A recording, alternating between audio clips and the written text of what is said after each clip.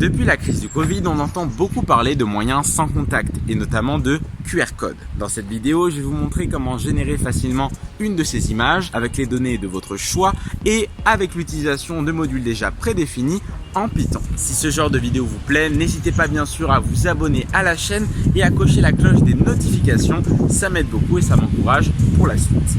Tout d'abord, comment fonctionne un QR code? Eh bien, il s'agit d'une image qui représente un schéma avec dedans des données sous un certain format. Lorsqu'on va scanner le QR code avec un téléphone ou avec un lecteur d'images, on va pouvoir décoder ce schéma et en retirer les textes et les chaînes de caractères pour accéder à une information, un lien ou autre chose. La première étape, ça va être d'installer deux modules pour pouvoir faire cette génération. Le premier s'appelle QR code et il est dépendant d'un deuxième module qui permet de faire la génération d'images en Python.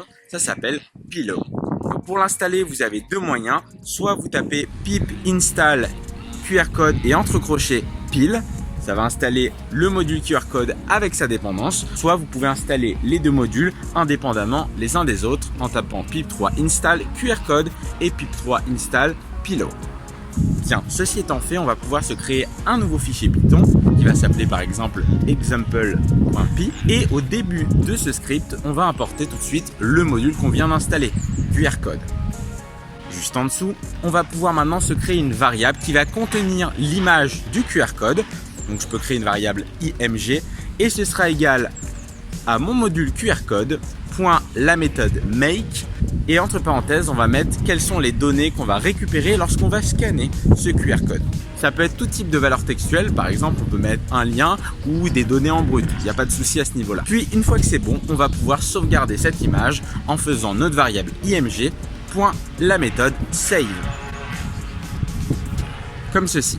Une fois que c'est fait, on peut lancer notre script et on peut voir qu'une nouvelle image a été générée. Et si on va dessus, on a bien le QR code.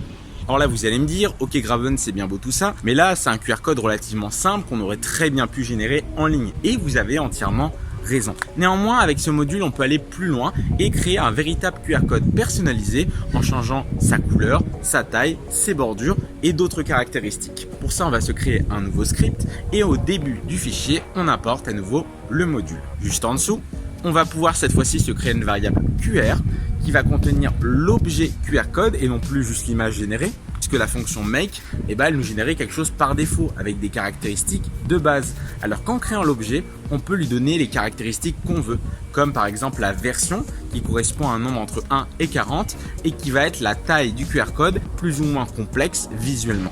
Juste en dessous, on va avoir le Error Correction. Pour ma part, j'y ai pas touché, je l'ai laissé par défaut, mais vous pouvez aller voir sur la page de documentation, il y a les informations qui sont spécifiées sur quelle valeur vous pouvez mettre. Enfin, on peut changer la taille de la bordure autour de ce QR code, ainsi que la taille de la boîte qui va contenir cette image. Juste en dessous, on va pouvoir ajouter les données lors du scan du QR code. Je remets comme tout à l'heure le lien vers ma chaîne YouTube. .make et enfin juste en dessous, il ne nous restera plus qu'à générer cette image en faisant notre QR code .makeImage et on peut spécifier ici une couleur de remplissage. Par exemple, par défaut, c'est du noir. On peut mettre du bleu, du rouge, ce qu'on veut et une couleur d'arrière-plan qu'on va laisser en blanc pour faciliter la détection. Une fois que vous avez généré cette image, il faut bien sûr la sauvegarder, l'enregistrer. Donc comme tout à l'heure, vous faites votre image .save et ça va directement la sauvegarder lorsque vous allez lancer le script. On peut voir ici que ça l'a bien généré. Donc voilà pour ce qui est de la génération du QR code, vous voyez que c'est quelque chose de relativement simple. Maintenant, on va tenter d'aller un petit peu plus loin et voir comment créer notre propre lecteur de QR code sans passer par le téléphone. Pour ça, on va utiliser un nouveau module qui s'appelle OpenCV qui permet de faire de la reconnaissance de visuels graphiques. Donc pour ça, il va falloir l'importer à nouveau. Vous allez faire la commande pip install opencv-python. Puis on se crée un nouveau fichier qui cette fois-ci va permettre de lire le QR code read qrcode.py. Au début de ce fichier, on va importer le module OpenCV qui a ce sigle CV2. Juste en dessous, on va se créer une variable detector qui va permettre d'instancier le QR code detector d'OpenCV qui est un outil qui permet de faire de la détection et du scan de QR code. Donc comme ça, vous n'avez pas besoin de créer le vôtre, de créer votre mécanique de lecture. Elle est déjà implémentée avec ce module. Juste en dessous, on peut maintenant se créer 3 variables pour récupérer la valeur qui est derrière ce QR code. Ça peut être le lien par exemple, ainsi que les points qui le composent, comme c'est une image, et enfin les données contextuelles du QR code. Dans notre exemple, ce ne sera pas le cas.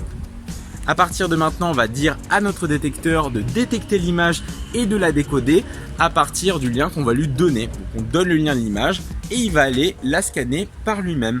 Comme ça, on n'a plus besoin d'utiliser le téléphone et on peut créer notre propre code et l'implémenter dans notre application, ce qui évite de passer par le téléphone. Une fois que vous avez fait ça, on va pouvoir tester. Vous allez faire par exemple un print de la valeur qui a été scannée. Et si je lance le script, on peut voir le résultat. On a bien le lien en question. Donc voilà pour ce qui est de la lecture, vous voyez que c'est quelque chose de relativement simple. Maintenant, j'aimerais quand même faire une petite dédicace à un projet qui a été fait par un collègue qui s'appelle dantonpass.fr. C'est un site sur lequel vous mettez votre QR code du pass sanitaire et ça vous affiche toutes les données qui sont à l'intérieur. C'est quelque chose qui va permettre une plus grande transparence et aussi de mieux comprendre cet aspect un petit peu donné qu'on a derrière cette image. Donc voilà un petit peu ce que je voulais vous montrer aujourd'hui. En tout cas, j'espère que cette vidéo vous aura plu. Si c'est le cas, je vous invite à vous abonner à la chaîne et à activer la cloche des notifications. Ça m'aide beaucoup. On se retrouve en septembre. Moi, je vous dis à plus pour de prochaines vidéos. C'était Graven. Ciao à tous et à la prochaine. Hey hey.